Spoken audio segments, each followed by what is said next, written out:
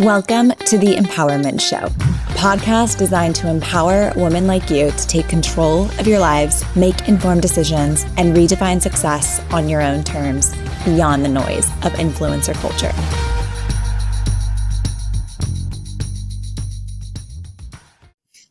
Hello, everyone, and welcome back to The Empowerment Show. Today, we are thrilled to have a special guest named Catharine Baker with us. We will hear about what she's up to these days and her experience as a former state lawmaker here in California. But Catharine, before we dive into some of the interesting observations you've had about the state of our very polarized political system, tell our listeners a little bit about you, about how you know Adama and Sam, and what you are up to with the University of California nowadays. Thanks, Sam and Adama, for including me and having any interest in having great conversation with me. I'm looking forward to it.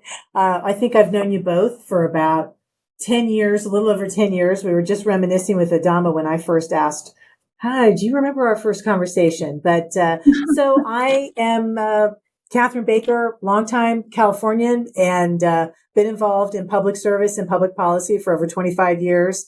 And more recently, which I would say in the last 10 years, I had the privilege of serving and representing what I call the Sweet 16, the 16th Assembly District in California. This is the East Bay area. So Walnut Creek, La Miranda, the Tri-Valley area, east of Oakland and the Bay, and before you hit our beautiful California Central Valley. And so it's a great area that I represented for 4 years from 2014 to 2018. And then I was appointed to the Fair Political Practices Commission. So I was the state's one of the commissioners, one of five, who was involved in overseeing the state's political ethics and campaign finance and lobbying disclosure rules. So I was every elected person's favorite person. And then just in this last year, I've one of your favorite places, but that was great work to get to do. I turned out earlier this year, and for the last year, I've been a commissioner. Sorry, not a commissioner. I can't even remember. I'm director of the UC Student and Policy Center. Out there, it's fine. Thank you. Director of the UC Student and Policy Center, right across the street from the Capitol, and I'm looking forward to visiting with you about that. And I am a lifelong Californian, as I mentioned. I'm a Catharine Baker Republican. That's probably the way I would claim myself politically. Center right, been that way pretty much all my life, although what is center changes, of course. And very happy mom of two 20-year-old twins, and married my college sweetheart. So I think is great. And then I live in both Sacramento, but I live in my home of the Tri-Valley area. So that's a little bit about me, and also a lawyer by background. Go Bears. Bears. Yes. Also went to Berkeley. Love it. So you've been a busy lady. I met you, Catharine, back, I must have been 19 or 20 years old. I was an intern at a public affairs practice in Sacramento. Right. And you were part of this group called the Trailblazers. You were like a new generation of Republicans who were forging a more positive path, I think, than what we see nowadays. And I just personally remember how kind you were to me, especially as somebody who aspired to be in the political world and knew nothing. And you were very, very generous with your time and your insights. And so I appreciate that. And I appreciate you. And I'll just say, when I met Catharine, I was working at a job where we did a lot of independent expenditure campaigns. And so I met a lot of people running for office, a lot of candidates, and you didn't meet a ton of serious candidates who were Republicans from the Bay Area.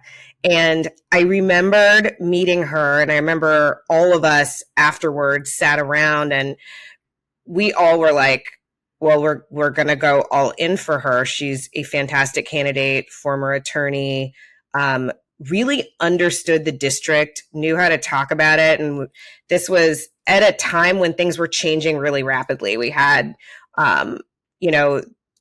Congress was changing. It was kind of the first Republican wave. Republicans were losing ground in California in a really big way. And it's really interesting, I think, when you talk to us as lobbyists, we want to have Republicans and Democrats. Like, we'd like to have like the same number of them almost, because there is no way. Yeah. I mean, it's hard to make good policy when you have overwhelmingly one side or the other, because you lose a lot of voices.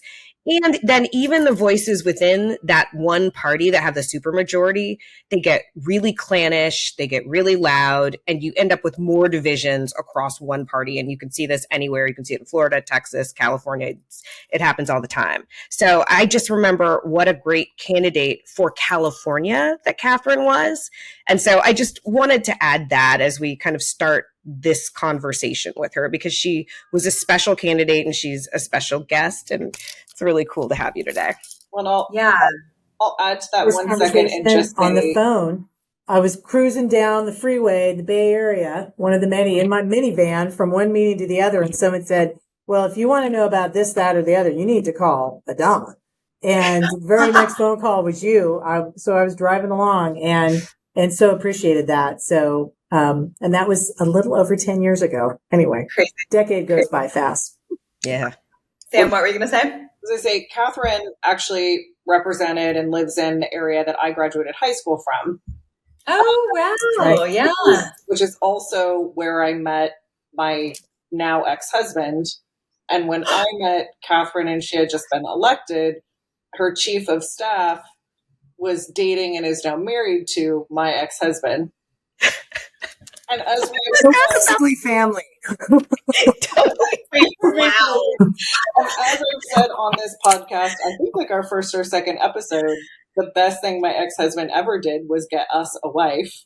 Because that was great. And yeah, so you would think like, well, that's kind of weird. We have a new legislator I need to meet, and her chief of staff is like dating my ex-husband.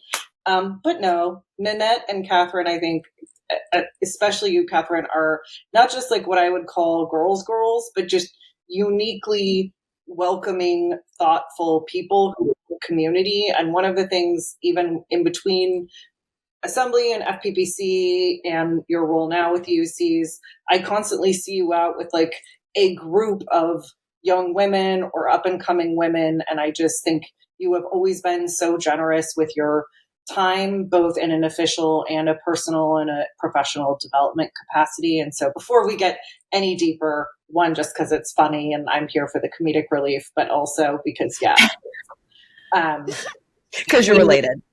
We need basically family. So. That's right. I do consider that. You know, your staff is your family, very much so. And then anybody who's part of their family is part of your family. So all good. Yeah. Just shout out to Ashley, who's doing a great job. And I'm so impressed by her. I have seen her on board calls for nonprofit boards, and I feel like a proud aunt. So it's you know, she's in the assembly now. She actually should be coming through any minute. So great. Oh my God, that's funny. Wow, lots of ties here, everybody. So Catharine, you know, something that, you know, we've started to allude to is that you are a lifelong Republican and you successfully served in one of the bluest regions of California. Can you talk a bit about what was the impetus for you pursuing public office and also running as a Republican in that district? Like, tell us what that was like. Yeah. Going down memory lane. Yes. So, well, first of all, I hadn't run for office before. I'd been involved in public policy, and actually in a prior life, before going to law school, I was a senior legislative aide for Congressman Sonny Bono in Washington. He represented my hometown. And so way back then, and that was when Republicans for the first time in 40 years had won the House. You know, now it happens every couple of years. The two parties go back and forth. So I'd been involved in my community and otherwise, but hadn't really envisioned myself running for office. And I think every legislator has, you know, a story like this where a switch or something happens to you that you just have to do it. And for me, it had to do with education and my kids. So my kids are now out of college. One of them is transferring and will someday be out of college. But back when they were in elementary school, I was a very active mom. I was working part-time as a lawyer and volunteering on every committee that you volunteer on. I had all the gift wrap and cookie dough and everything else from all the fundraisers. And my kids who had been doing really well in school and were having a great educational experience. They had what some parents refer to as the lost year, where they got a teacher who probably should have retired before then. And now I'm very protective of teachers. My mom was an award-winning public school teacher, teacher of the year in her district. She was a union rep for her colleagues for quite a long time. But and teachers are always the first ones to get blamed. But every parent knows when you've seen, it's like night and day when they're in a thriving classroom and they go into one where the teacher is checked out, disorganized. And I saw every single night around the dinner table the impact it was having on their attitude towards school, towards class. And I would confer with other families. We all felt the same thing. This principal knew about it. Other teachers knew about it, that what was happening in this classroom was just not very productive, wasn't working out for the kids. So I went to the principal and I said, what committee have you not put me on that allows me to do something? I am watching my kids lose education enthusiasm and skills the entire year. And this was elementary school. And he said, there isn't one. There's really nothing you can do about it. We're all kind of stuck with this. And I said, what do I need to run for school board? Where is the room where it happens that is affecting my kids? And he said, most of what will change this is at the state level. You got to go to the legislature. That particular year, the member who was representing our area turned out, and I started exploring. I had volunteered on committees before and on campaigns, a congressional campaign. The Romney presidential campaign is like a real grassroots volunteer. And I just went for it and decided I was going to run. And I had plenty of guys tell me, why don't you think of something smaller? Some go be on the central committee, which is useless Wait your turn. Do your time. Yeah, it's not your turn yet. Come up this way. I had one say, don't you want to be home with your kids? And I thought, for real? Don't you want to sell more cookie dough? Yes, don't I want to sell more cookie dough? And so that's what inspired me to run for assembly, was education policy. It was reforms and accountability in our schools, and also to higher education, where so many families felt that their kids, their California students, were not able to get a seat at UC when out-of-state student numbers were getting higher and higher and higher.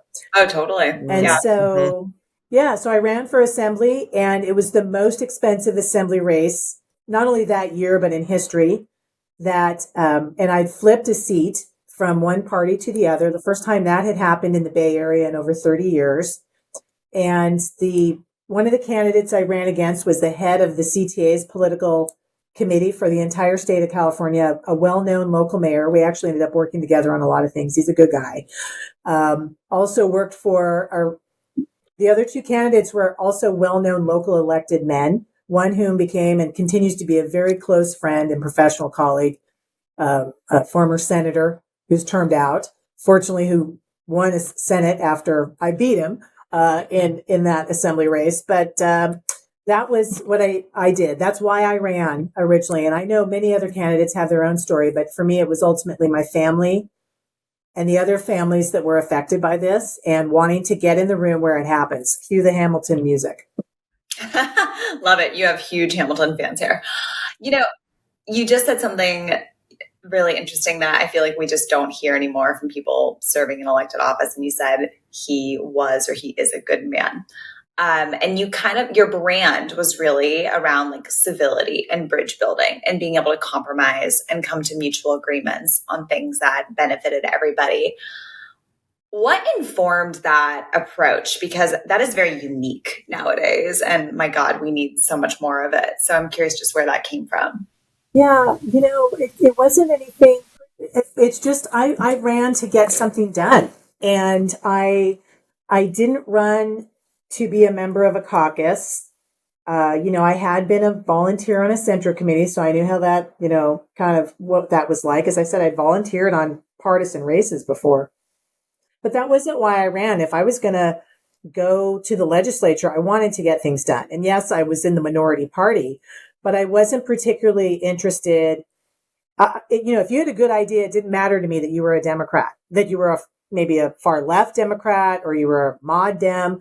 If you were a member of my party, I'm not necessarily going to vote with you because if it's against my district and my own principles, that's just what I brought. And I wanted to get things done. And I found that if you are just a straight shooter and you're not just there to be a member of a caucus, I wasn't the Republican Party's representative to my district.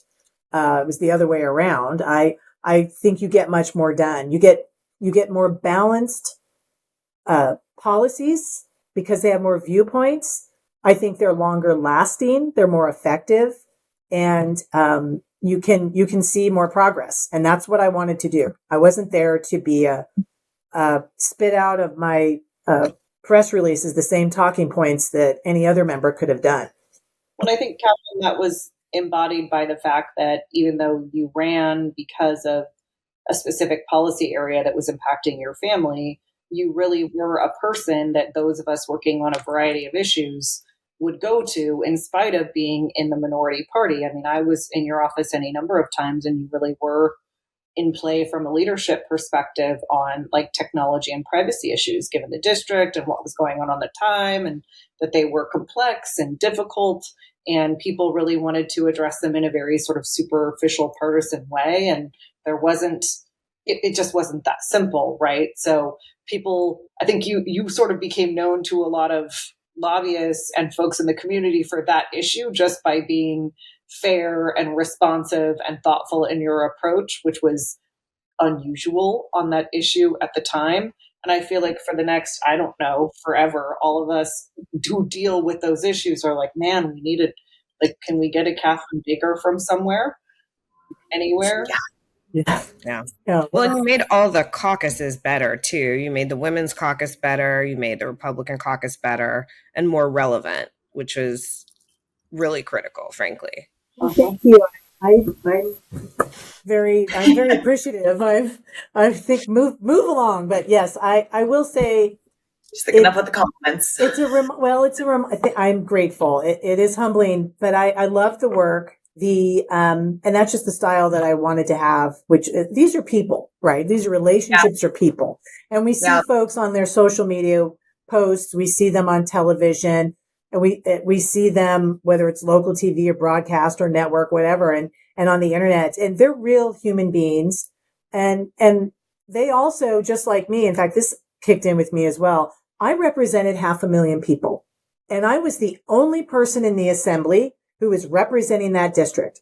And if I wasn't willing to work hard for those folks, nobody else in the room is going to look out for the people in Walnut Creek or Danville or Pleasanton or Dublin. I'm it. And I better be willing to step up and do what was appropriate and necessary to be effective. And it also is a reminder that who is in your caucus, that real individuals, their tone, their approach, how they respond. And this is the same thing at a city council meeting or a school board meeting. It's up to our leaders to just be that one or two people who are focused on the issues, reasonable, and willing to get results. So it's a reminder that this is all about people, and they're real people who need to set an example, hopefully. Yeah.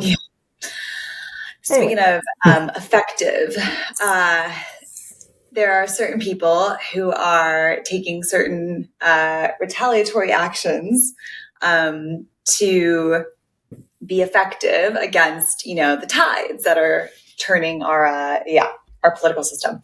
So I'm curious, people are very tempted nowadays to fight fire with fire for the sake of winning. Or clicks or whatever. Retweet, speaking of.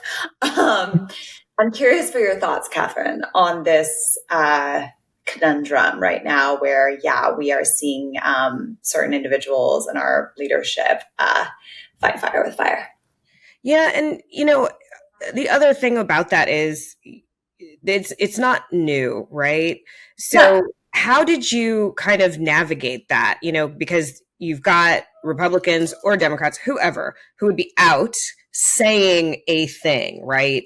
In the press, getting their sound bites out there.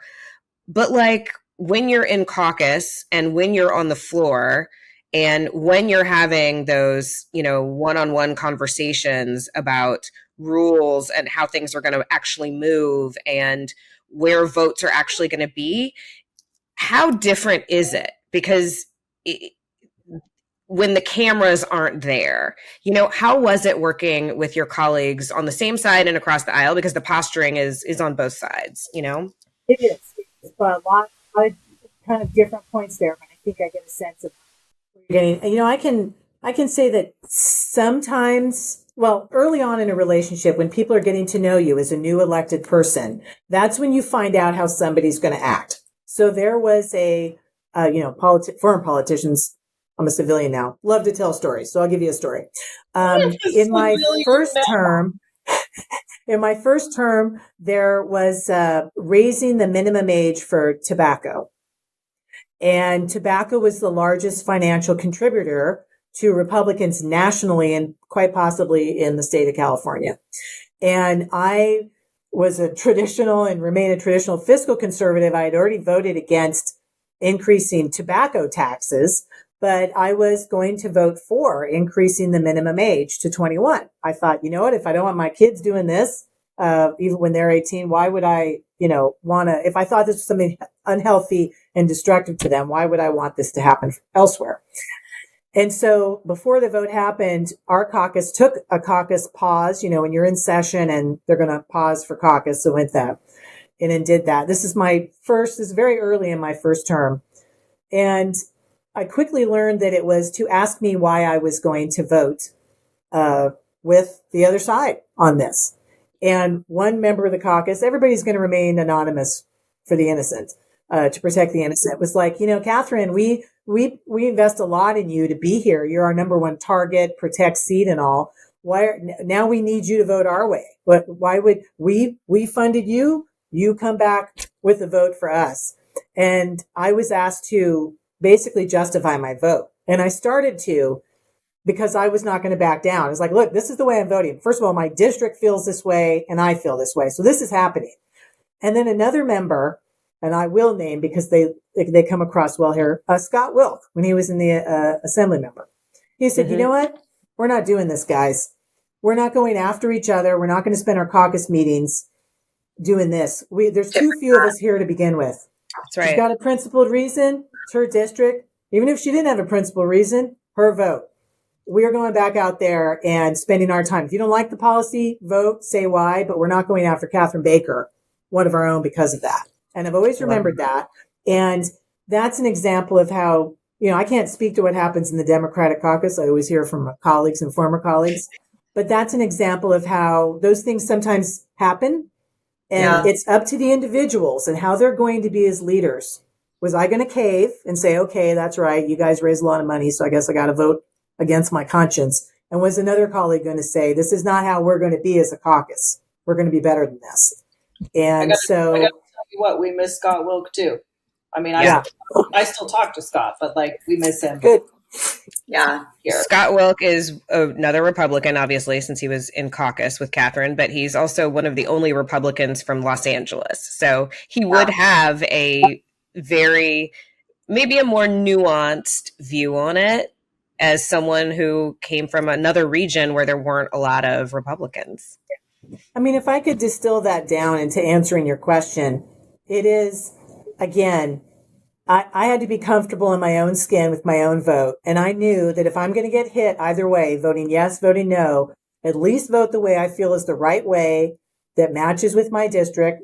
Those almost always were the same.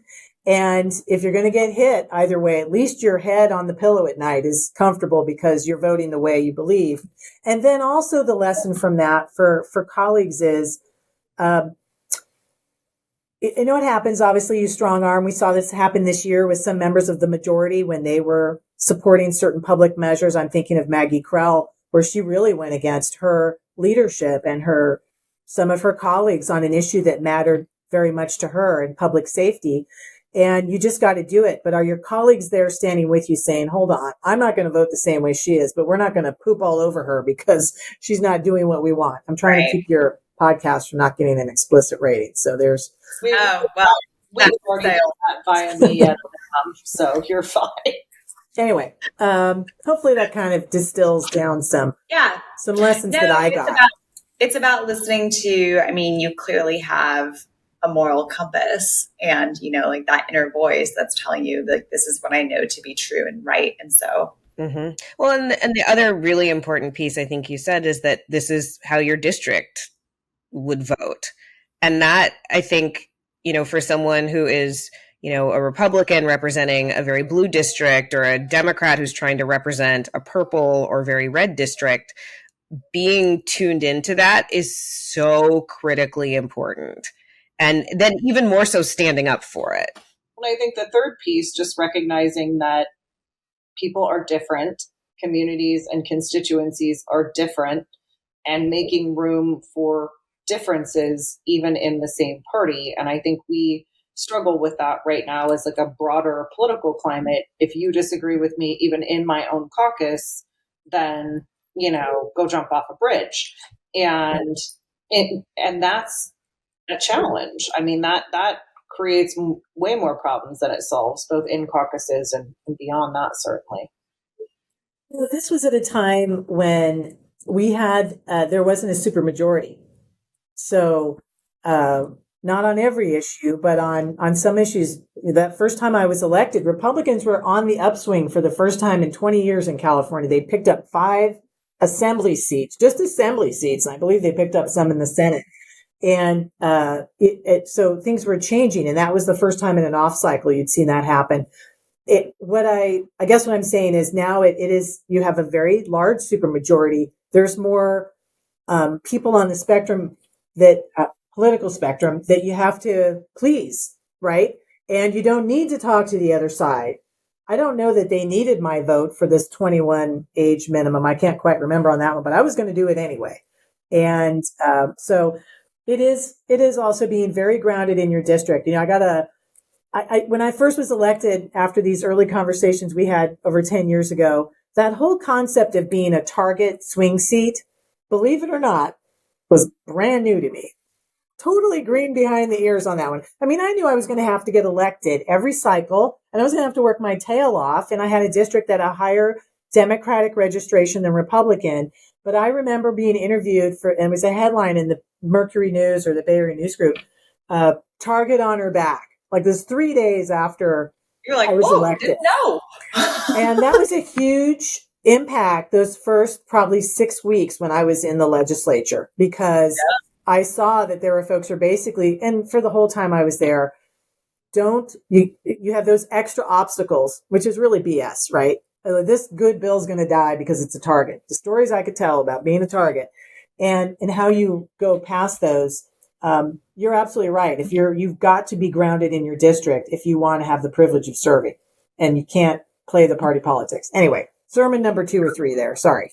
Yeah. No, I love it. Keep stories coming. Mm-hmm. Something else that, you know, you're touching on is how extreme things have gotten, you know, when you ran and when you served, that we've talked a lot about how like all of us were raised Republican here, and our views have changed, and because the party has changed significantly. And I remember, you know, when I was in college, I was part of the Berkeley College Republicans, which, you know, is an oxymoron if there ever was one. And I voted for Hillary Clinton that year, and I was ostracized by my Republican peers. They were like, how could you? And like, you know, even in my family, it kind of became a running joke that I was going to get disowned. And like, love you guys, but that was kind of like the joke at Thanksgiving. And it's only gotten worse since then. Right. And I'm curious, you know, what are your thoughts on the influence of the MAGA movement and where we are with the current state of the GOP, because as somebody who used to, I think, represent what everybody understood the Republican Party to be, a lot has evolved. Yeah. Well, my style of Republicanism is definitely in the minority. It's a very small minority. It is still very much there. I will tell you, anytime literally anytime I go out to a public event, and I've done a few in the last 10 days. And here it is, 7 years since I've been in office and as an elected representative. I will still have people come up to me and say, I remember you. I used to be Republican, and you were the kind of Republican that I voted for, but the party left me. And so there is a large part of that world still out there. Now, they may be voting one way or the other. They may hold their nose and vote for what they don't like, or they may, vote completely differently than they ever thought they would in terms of maybe they vote for a Democrat or whatever. But that is still very strong there, still in the minority. And so the other thing that it reminds me of is not only that still exists, there's still a critical mass of people who remember and search for an alternative. Two other points. One, my kids who are in their early 20s have never known anything else. For the last 10 years, the political world, that's what we have to remember is the young people who are younger than all of us, even you, Maddie, it's all they remember is the current climate. Well, I'm almost 10 years older than your kids. And I can remember the times before this, actually. The before times. Yeah. Yeah. The before times. I can't believe it was 7 years ago that you were here. And I'm, I was raised by Republicans, but I'm a lifelong Democrat, but I was also a Schwarzenegger appointee when he was out, right? And that used to be a thing one could do. For sure, it was. No, it's a really interesting nuance you were saying, Catherine, anyway, about your kids. Yeah. And before they know nothing else. And which means that it's going to take many years potentially for, things can turn very quickly on an election where you think one cycle, after 2018, we were wiped out. I was one of the races that was wiped out in the blue wave. 2020, you have close presidential election, and here we have another president. The other thing I want to point out is, when you vote differently, let's say you voted for Hillary Clinton, I've written in the last 3 presidential cycles, I've written in names, not Donald Trump. I've written in other Republicans, and I've voted differently. Gun control, cap and trade, different times. The barbs that come at you are sharpest when they're from your family. And I don't mean your actual family. I mean your political family. The people you walked precincts with and who walked precincts for you. The people who were there for you. I remember when I came out very critical of Donald Trump in 2015 and 16, not only because of his comments about grabbing women, but other policies. And I had the most hurtful, painful exchanges with people who'd volunteered on my campaign and who always said to me, Catherine, you didn't always vote the way we wanted. You're pro-choice. We're pro-life. We didn't go out and criticize you. Why can't you stand by the president? Why can't you stand by Donald Trump? And the most painful barbs that I think an elected official really receives are not from the other party. It's from your own familia. And that's rough. And you just have to have tough skin, and you have to get past it. Or politics is not for you. It's just not. Anyway. God. Yeah. I mean, it's definitely an era where a lot of that happens, for sure. I think you would ask me a MAGA question, but that's some of the things that come to mind is this generation of my kids and younger, this is all they've ever known. And the sharpest barbs are your own familia, political family. And that's what I think keeps people from being more courageous in their votes and their bipartisanship. Well, do you think, Catherine, it's fair to say, given that question and your response to it, that whether it's MAGA or something else, that this is perhaps it's a more extreme version thereof, but that this is a perpetual problem with partisan politics that is sort of, that's exploded to a much higher degree, perhaps on a much higher level, but that tension is something that was there well before Trump and is sort of expanded. Was definitely there. I was a legislative aide it's going to date me, but that's already happened, in the mid to late 90s when Newt Gingrich was speaker, and you would have thought he was the devil, killing puppies and everything else at the time. And, you can go really back to when Maddie, you weren't even here, and none of you were here potentially, but, the Robert Bork and during Reagan was this horrible, awful guy. George H.W. Bush and George W. Bush with the Iraq War. I mean, the partisanship has always been there. Tom DeLay, and just think of the personification of hate and partisanship. There's been plenty of partisanship. And frankly, 150 years ago in the late 1800s, our country was at each other's throats, but we developed guardrails. We developed guardrails that are starting to pull off now. Guardrails in terms of civil service, less corruption, less manipulation in the outcome of our elections, and more transparency, more accountability, and norms about what's acceptable behavior and what isn't. Those things are flying off the rails. So, yes. Can you talk a little bit, because I think this is a good just transition point as you're talking about those things. Sorry, Maddie, I think I just jumped in. No, go for it. But your work that you're doing currently, as you're talking to young people and, people who are interested in politics, what are you guys talking about? What are the things that you're sharing? Like, what do you feel that you've learned that's important for people to know? I was going to ask the same thing. So there you go. Oh, yeah, for sure. And just briefly, what goes on here at the UC Student and Policy Center? What goes on there? Yeah, what is it happening there? This is it's great work, and I'm excited to get to do it. There's two purposes of this center, and this is a beautiful building across the street from the Capitol that the University of California had the vision of having.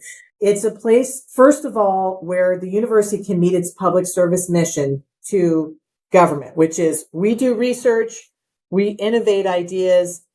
We want to be a public service and get that in your hands. So our research, our analysis, our expertise, our innovation, we want to give it to you and help you solve problems, right? So hopefully you're solving them better.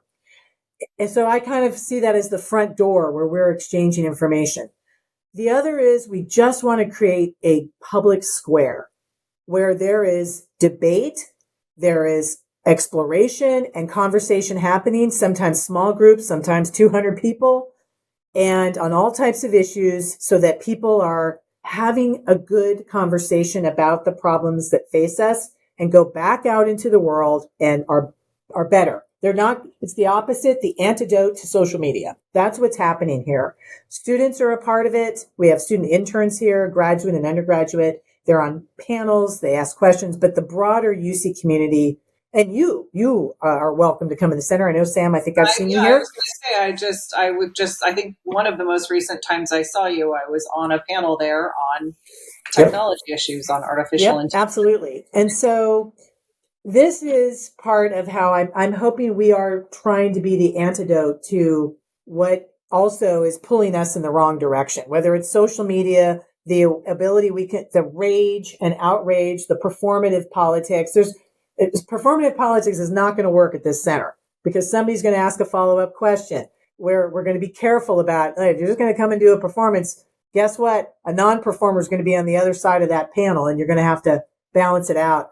And it is great work to get to do. And there is a thirst for it. To answer your question, Adama, there is a real thirst from students, from the broader community, and I'd say even among politicos who live and breathe this every day, for that. It is a breath of fresh air. And I know this sounds like propaganda. That's why I'm loving the work I'm doing now and am grateful that this is happening because there is a place where we can do that and have that antidote. But just seeing how much people come up to us after the program and say, oh my gosh, I wish I could continue the conversation. I wish I had more of this. And I keep telling them to come back. Yeah. It's great. I mean, social media, it's I think personally, when you're talking about like the guardrails we established, I think that one of the main drivers of those coming apart is social media. For sure. The clicktivism and the ability to send somebody or say something terrible or say something, terrible. Like it's just too easy now. Or say something false. Say something false. Or that. Yeah. It's also, that's something else that I like about the center, and I would encourage everybody to find a way to put in your life in-person meetings and conversations. We rarely have hybrid meetings because we really want to encourage you got to walk 5 minutes down the street get a free lunch. And but be in person. And thank you, Sam, for bringing your cute cats. I'm pro cat. The cat therapy tonight. But in-person interaction and the loneliness that younger students have, I also see is my own kids going to UCs and seeing in the wake of the pandemic, the combination of social media and online life and a lack of in-person connection. Get off your phone and go out and interact with people in a non-political way. Save yourself. Yeah. I think I was just saying that there's a lot lost in, there's some things that social media is great for, like around, like sharing fashion and sharing, recipes and vacations. But there is definitely something lost when you're trying to have a conversation about policy or about human rights or civil rights or water rights or whatever, because these are things that they feel like whether they are or not, they feel like zero-sum games. And so when you're having these conversations with people online, all you can talk about is how if they take this, you lose that, or if you get this, someone else loses that. And there's very little room for the conversations that, happen actually among policymakers, where you look at a budget as a whole. And it doesn't necessarily have to be like Tehama County loses out if Los Angeles County gets something, right? You can work those things out, and online conversations just do not lend themselves to that. Yeah, so, one of the best pieces of advice I got was from Susan Bonilla, whom you will remember, assembly member from the East Bay. She said, don't read the comments. And I do agree. But you need to read them and put them in the proper perspective, that because you don't want to ignore your constituents. If somebody doesn't like something you've done or said, you do need to expose yourself to that. Mm-hmm. But don't read the comments, and you're not going to win a conversation. You don't argue on social media. I mean, I don't understand why. I had to learn that. I'd say, oh my God, somebody posted this, and they'd say they have 7 followers. And yes, it is important that you listen and are open to criticism, but you're not going to win a debate here. Right. So something even texting, like, I don't know, I'll find myself in my family group chat having whatever text, debate about whatever issue, because I'm like the one, not MAGA in my family now. And it's so unproductive, like we'll go back and forth. And if you're trying to distill some very nuanced policy issue into one paragraph in a text or less, like, you can't do it.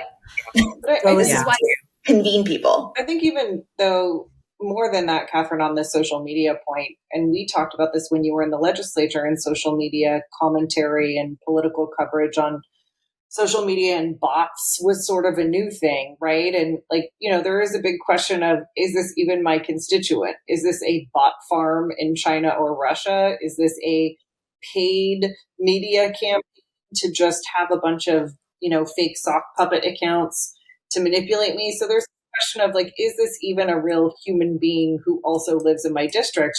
That is so hard to distill, from social media. And this is something we have talked about here, just, being thoughtful about what you're absorbing from the internet, and seeing, like, just because there's 3,000 comments and they all hate what was said, who are they?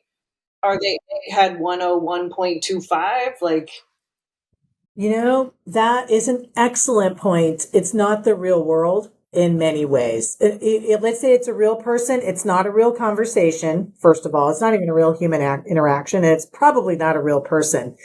And it does remind me how important it is for our elected leaders to get out in their districts, like be out there, be approachable, where someone does come up to you in public and says, I saw that you voted for this. I'm really glad you did. You will remember that in your brain. And the same thing is, I do not want you to vote for that. I don't want this policy or that.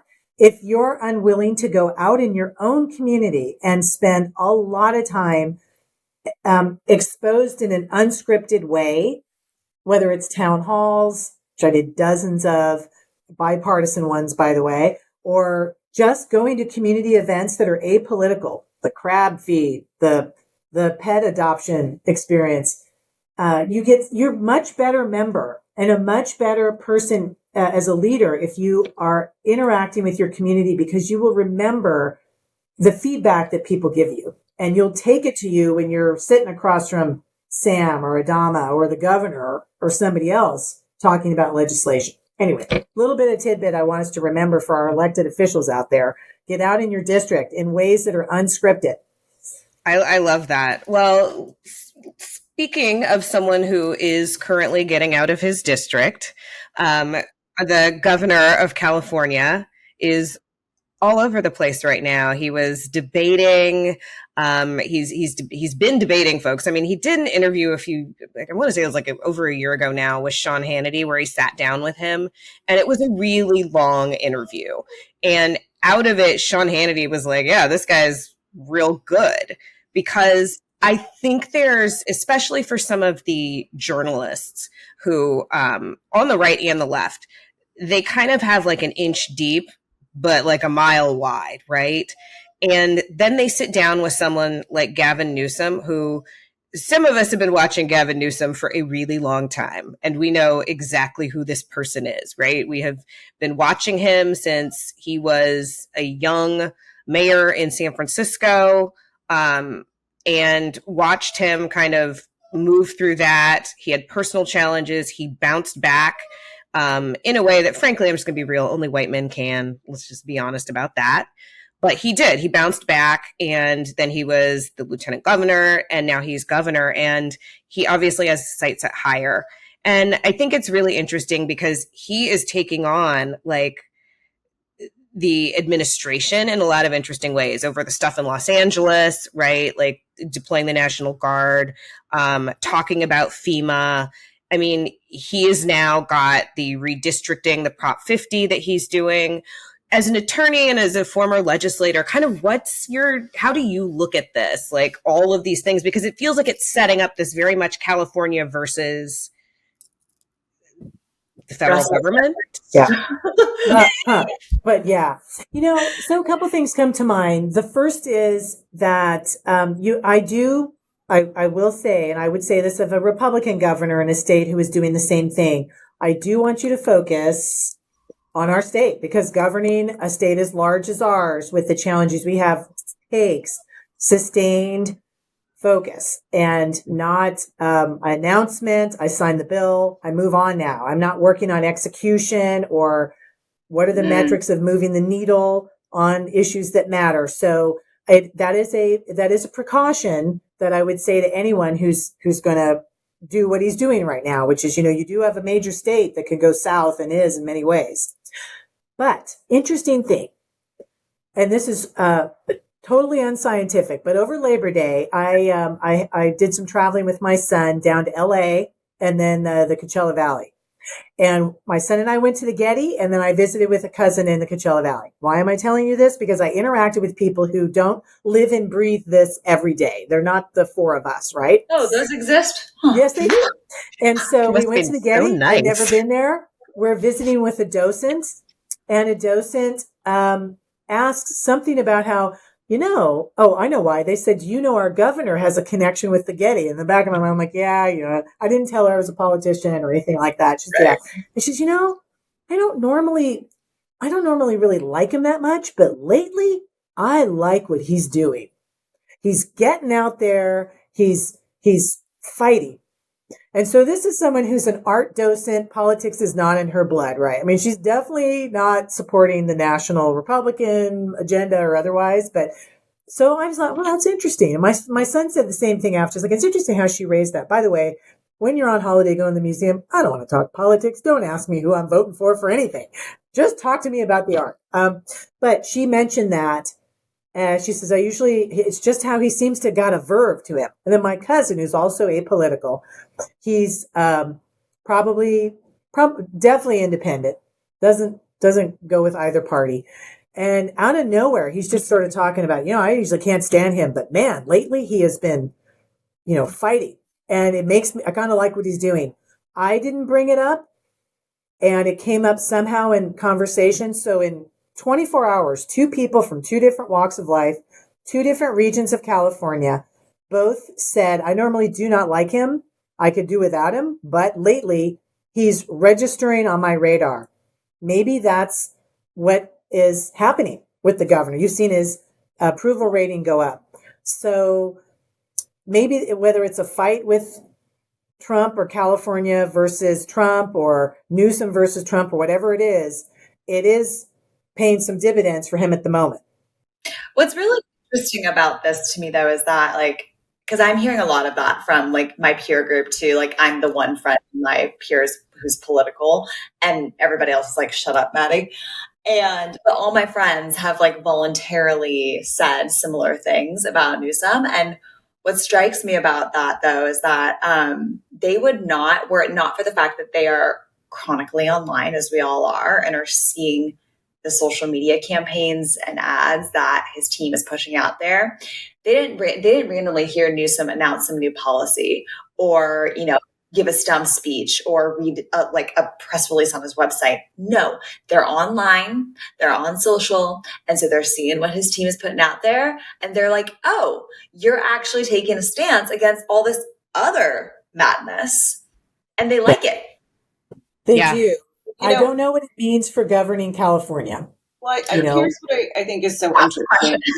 I think there's plenty of people, because I've had friends and family on both sides of this who are apolitical, some of whom have shared sentiments like you do. I don't normally care, or I don't normally like the guy, but I love that he's punching. And I think this is very responsive, and I suspect that it's also responsive to polling, where people wanted to see someone in the Democratic Party really push back. Right? So, he is meeting that moment, to steal a Gavin phrase.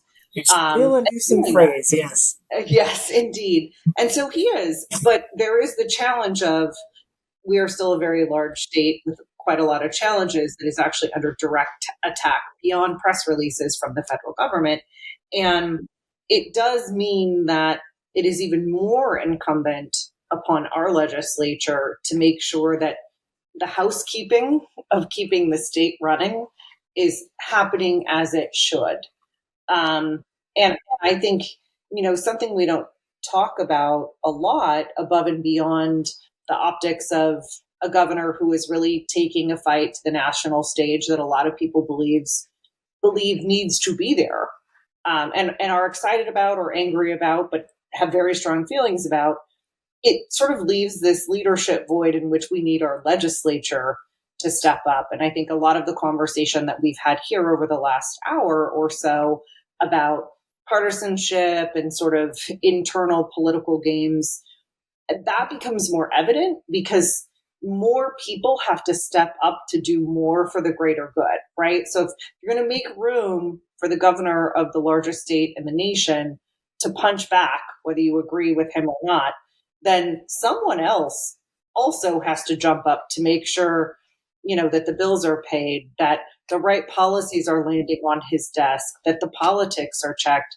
And I don't know that piece is happening to the degree that it needs to. Great point. What might be a counterpoint that's coming to mind is the last few days. So when we're having this conversation, it's right after the end of legislative session in California. Do you feel like the governor and the legislative leadership swooped in and dealt with Western electricity, cap and trade, drilling oil in Kern County, and maybe transit in the Bay Area and transit loans all within a few hours? And was that the governor having more power than you might think? Was that legislative leaders making it happen? I won't put you on the spot. This is your interview. This is a Dom and Sam's domain. Someone who slept only about 8 hours over 4 days, because the legislature went till 3:30 in the morning on Saturday morning, and reconvened at 9:30 and didn't conclude until Saturday night. So we are not even 36 hours out of them finishing. I think the reality is this: the governor can only sign what lands on his desk. So if deliberations are paused or delayed until the last week of an entire year of legislative and political opportunities for discussion, no one can blame the governor for that, because it was the job. I also think, and this may be an unpopular opinion, but like when you are the governor, you are like the CEO of the state. And part of the job is being out and being like the chief cheerleader for the state. And I think Gavin has always done that very well, frankly. That is, he's very, very good at it. And he's always taken that very, very seriously. It feels like for this moment, there is something else that is required, especially if you are going to be the governor of California, whether you want to run for a higher office or not. There are things happening here, right? National Guard on the streets, the Supreme Court giving them unfettered ability to racially profile poor people. Like there are things that are happening that I like the fact that the governor is out and being kind of a bulldog and being like, you're not going to push around California just because you want to.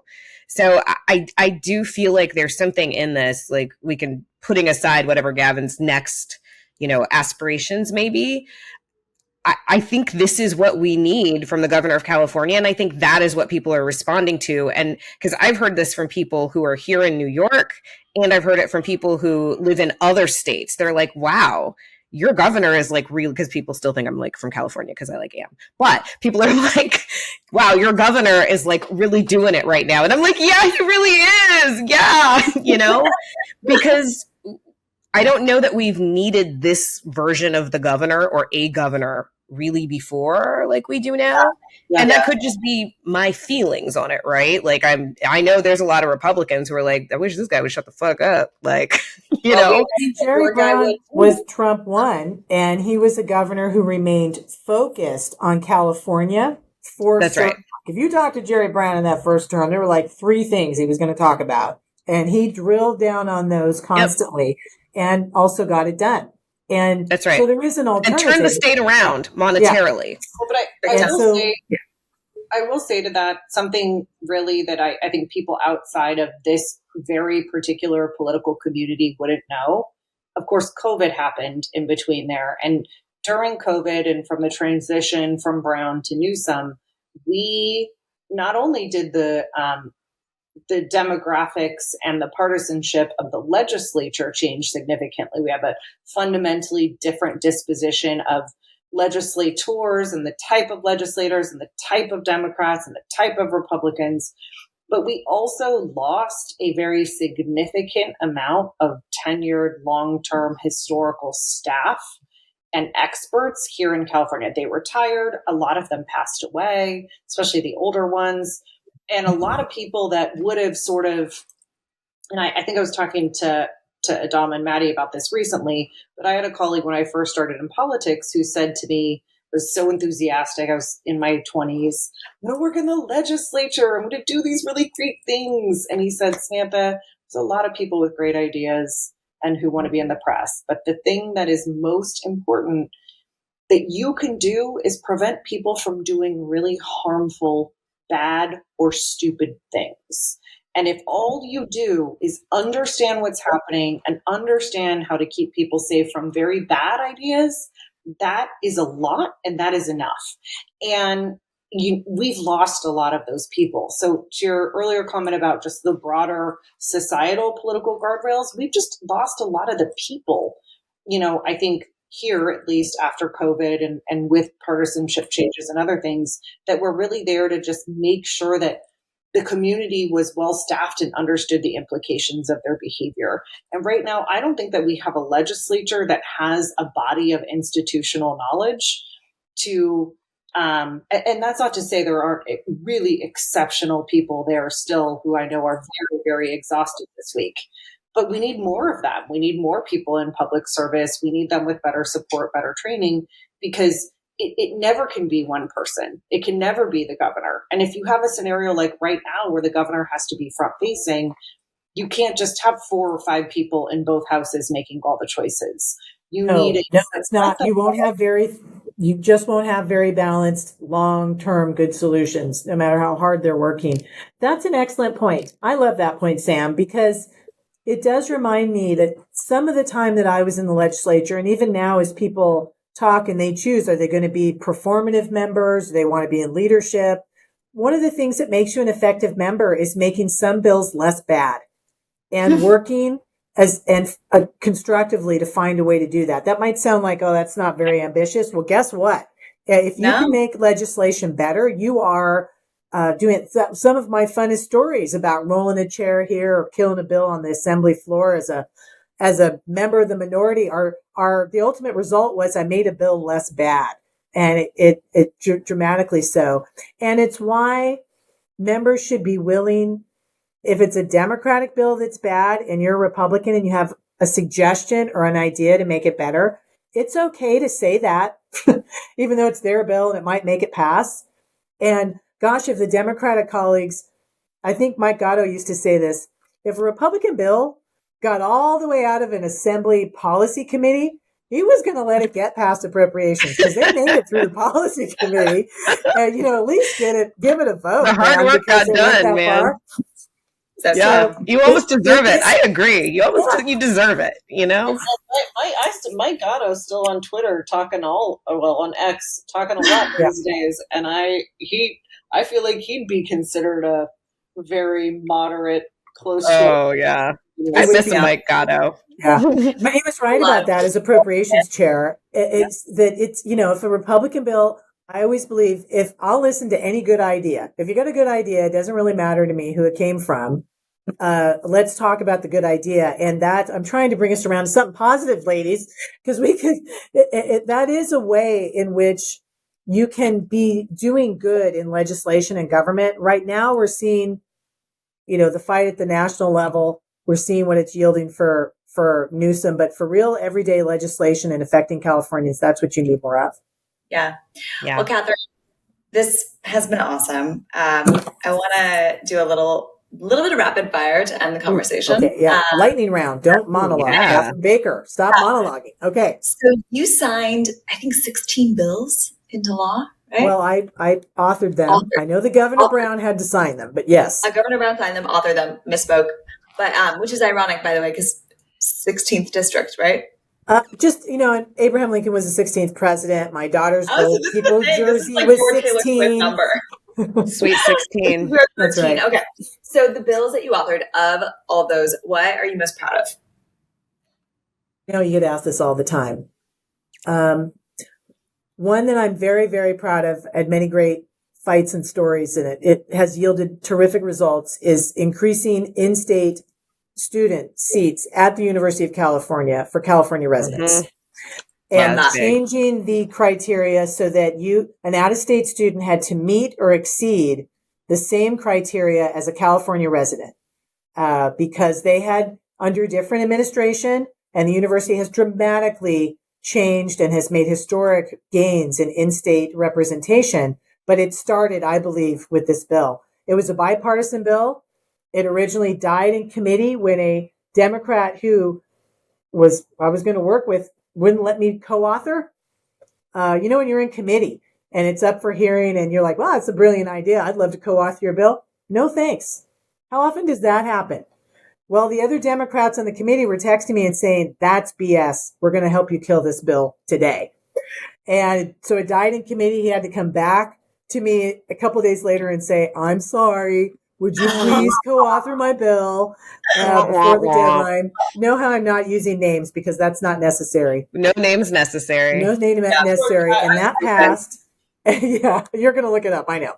But and that was a bill that I'm very proud of because it impacts the gateway that is the university. And I was also very proud of bills on preventing child abuse in schools, on school campuses. There's some that are not going to be at the top of a headline somewhere, but I've met families who say that changed my child's life, or had that bill only been in place, it would have changed my child's life. And those I feel passionately about. But that UC admissions bill, I felt very proud of. Yeah, those are both incredible pieces of legislation to be behind. So thank you. Yeah. And it has nothing to do with the fact that I happen to work for the University of California now. I was one of its biggest critics back when I was in the legislature 2 presidents ago in a different world. For you, right? Yeah. Well, and Catherine, even though, you didn't author them, I can think of any number of bills that you definitely helped to make less bad, and any number of issues, especially in supporting staff and women, both in politics as elected officials and their team members, that were made much better by your involvement. Thank you. With lots of there are a lot of good people in that building. I mean, there really are. And they all have their inspiration and their stories. And hopefully this is just mine and what it is. And I'm proud of the bills that maybe I wasn't the lead author on, but was really in the game, rolling up my sleeves to get passed and made better. Cap and trade the first time around, which led to a complete civil war in our political party. End of Life Options Act, the Dr. Pan's 277, the vaccine bill. The vaccine bill. Although I was a co-author of that one. From that. There's still PTSD from that. I do too, and so does my staff. So, anyway, thank you for the privilege of getting to visit. I'm sorry, Maddie, did you have another this turned into a long fire, ladies. Okay. We're about at long fire. Oh, God. Just 2 more quickly. I know we're going to have Catherine back because we have a whole lot of stuff we want to do. Too many things we could go into with you. If anybody is interested in running for office, what's a piece of advice you would offer them? Well, this is going to sound Pollyanna, but it really is true. Courage. You know what? It's okay if you don't get the fancy office and it's taken away from you. Your budget's cut. You lose your staff. You're put in what used to be called the doghouse, in the assembly because you didn't vote. And if you're the only one voting that way, as I said earlier, if you're going to take slings and arrow either way, at least vote the way you believe and just have the courage to be the member that you want to be and representing your district. You will survive the lashes back from both your party and from the other party, and stay grounded in your district. And if you're coming to Sacramento, get allergy medicine. That was the best advice Shirley Weber gave me. Get your allergy medicine and dope up on it because you're going to need it. This is so true. My first 2 years in Sacramento, I had the most insane sinus infections. Oh my God. I didn't even know what was happening to me. Yeah, crazy. Something green, you have it. It's here, and it's with everywhere. I feel like I'm immune to it because I grew up there, but it's allergy bad. medicine. But but it is that courage and to just be who you are. Do not say, "Oh, I can't vote this way because this person will get mad at me, and I might lose this political contribution." And otherwise, you might lose office. I mean, this is something that you might lose unrelated to your merits, but vote and be courage. And I would also say, please reach across the aisle, including in your district, and be public about it. It's one thing if behind the scenes you're like, God, I really respect you and everything. But if you're standing with someone on a town hall, do a town hall with a member of the other political party. Steve Glazer and I did 16 of them. I did them with Susan Bonilla and Tim Grayson and others. And people would come away and say, what a sight to be seen, a Democrat and Republican on the same stage answering the same question. So, sorry. Okay, those are 3 things. Love it. All right. One thing. Ready? Who's a woman to watch in politics? Ooh. Oh, there's so many. Gosh, the list is long. I'm going to go local. Oh my gosh, this is probably going to get me in trouble. I'm going to go local. I will say I was really impressed with Maggie Krell. Okay. And how she navigated. She represents the Sacramento area. She's a Democrat. Yeah. Yeah. And, she had to really, boy, that's a lot of pressure. And her bill ultimately got signed. And this, for your audience, I'm sure you can share with them, it was related to permission to pay. Well, it was related to children and minors and sex. And I'm going to leave it that way. Yeah. And so it was the most controversial thing ever. And I just think it took a lot of courage and also bipartisanship and working with Republicans and their votes. And so I do think So, but there's a lot, I'm supposed to only give one answer. And no, I didn't give a Republican one. I probably should have picked a Republican, but anyway. We have a Do list you have a Republican? If you have a Republican, throw her out there. Suzette Valladares. Ooh, okay. Definitely. All right, Suzette and I think, Maggie. So I can also tell you that as all of us were like literally looking like the drudges of society with bags under our eyes at whatever time, Suzette Valladares somehow looked like $1 million coming off the floor. I was like, pretty amazing. Oh, there's always one, man. There's always one. You're like, I'm so tired, but we all look bad. No, we don't all. Yeah, but I do. I think, as that is somebody to really watch. Somebody who's had both a win and a loss and a win, and she's shown some real creativity and in her service. And so those are two. I probably should have picked a non-legislator, but I'm going in our little. No, I said women to walk. Well, in politics, that can be beyond in our ecosystem. We'll have you back. Yeah. No, we'd love to have you back. I think there's so many things to talk about. I mean, like how are you seeing politics affecting higher education? How are funding issues affecting higher education? I think all of those, how are even just conversations about politics in higher education? So I'd love, I think, to have you back if you're willing to discuss some of those things. And it's such a time with what all that the university does in medical research. The University of California not only has medical centers where they're treating people and they're innovating solutions, technology, health, and otherwise. They have a presence in every single county, and it is under threat right now financially. And so it'll be interesting to have a conversation someday, hopefully, about how they got there, what's the right and the wrong, and what do we do next. So thank you for including me. I love getting to visit with you. I hope we can all grab Adama when you're back in town. We should all grab a Diet Coke and let's do it. That'd be great. We call those fridge cigarettes, Catherine. And it's like quoted my Diet Coke remark. But thank you for coming on. And all right, listeners, thanks for tuning Maddie, in. great to see you. Thank you. Bye, everybody. Bye-bye.